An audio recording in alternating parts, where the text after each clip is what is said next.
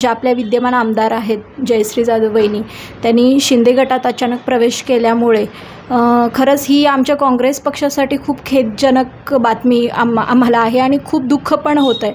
कारण का बंटी साहेब हे स्वतः जयश्री जाधव वहिनींच्या पाठीशी ठामपणे उभे होते त्यांना आमदार करण्यामध्ये. आणि प्रत्येक वेळेमध्ये ज्या वेळेला अण्णा गेले त्याच्यानंतर अण्णांच्या माघारी जयश्री जाधव वहिनींना त्यांनी बहिणीप्रमाणे त्यांना प्रेम दिलं आणि त्याच पद्धतीने त्यांना आमदारही करून दिलं. एका घरामध्ये 2-2 वेळेला आमदार होणं ही काही सोपी गोष्ट नाही आहे. अण्णांना त्यांनी 13 दिवसामध्ये आमदार केलं होतं आणि त्याच्यानंतर जयश्रीताईंच्या पाठीमागे पूर्ण काँग्रेसची टीम, सगळे कार्यकर्ते असू देत, सगळ्या महिला म्हणजे काँग्रेस पक्षाशी ज्या निगडीत आहेत त्या सर्वजणांनी इतके कष्ट घेतले होते ताईंना आमदार करण्यासाठी. आणि आपल्या महाराष्ट्रातील म्हणा किंवा आपल्या कोल्हापुरातील म्हणा त्या पहिल्या आमदार बहिणी म्हणून आपण त्यांना संबोधित केलेलं होतं, कारण त्या पहिल्या प्रतिनिधी होत्या आणि पहिल्याच आमदार बहिणी म्हणून त्या निवडूनसुद्धा आल्या. पण त्यांनी थोडंसं म्हणजे साहेबांचा विचार करायला पाहिजे होता, बंटी साहेबांचा विचार करायला पाहिजे होता, ऋतुराज दादांचा विचार करायला पाहिजे होता की ज्यांनी आपल्याला त्या पदावरती नेलं आणि आपण आज त्यांना सोडून अचानकपणे दुसऱ्या पक्षामध्ये निघून जातो.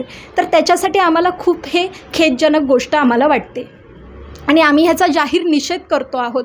कारण का आम्ही एक काँग्रेस कमिटी असू दे किंवा काँग्रेस पक्ष असू दे, ही एक कुटुंबाप्रमाणे राहते.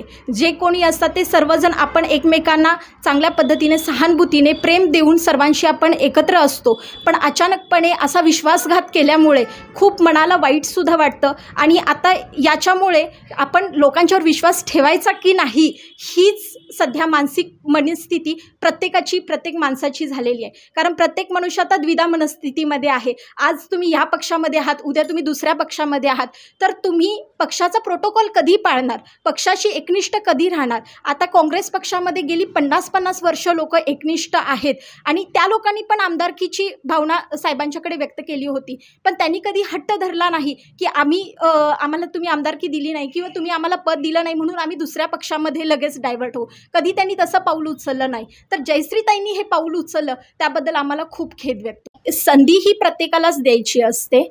ज्या वेळेला जयश्रीताईंनी सुद्धा अट्टहास घेतला होता की आमदारकी झाल्यानंतर या आमदारकीसाठी सुद्धा त्यांना तिकीट मिळावं किंवा जाहीर व्हावं. पण बंटी साहेबांनी त्यांना सांगितलं होतं की प्रत्येकाला संधी मिळाली पाहिजे, प्रत्येकजण त्याच्यासाठी दावेदार असतात. मधुरिमा राजेंचं नाव ज्या वेळेला डिक्लेअर झालं किंवा काय, तर प्रत्येक स्त्रीचा सन्मान असतो. शेवटी प्रत्येक स्त्री एकमेकांचं तुम्ही जर आदर केलं तरच तुम्ही पुढे जाऊ शकाल. आणि ताईंना जशी संधी दिलेली होती तशीच त्यांनी मधुरिमा राजेंना पण संधी दिलेली आहे. कारण त्यांच्या माध्यमातून काही समाजकार्य घडावं, लोकसेवेमध्ये त्यासुद्धा कार्यरत व्हाव्यात ही बंटी साहेबांची पण इच्छा होती, म्हणून त्यांना तिकीट जाहीर करण्यात आलं होतं.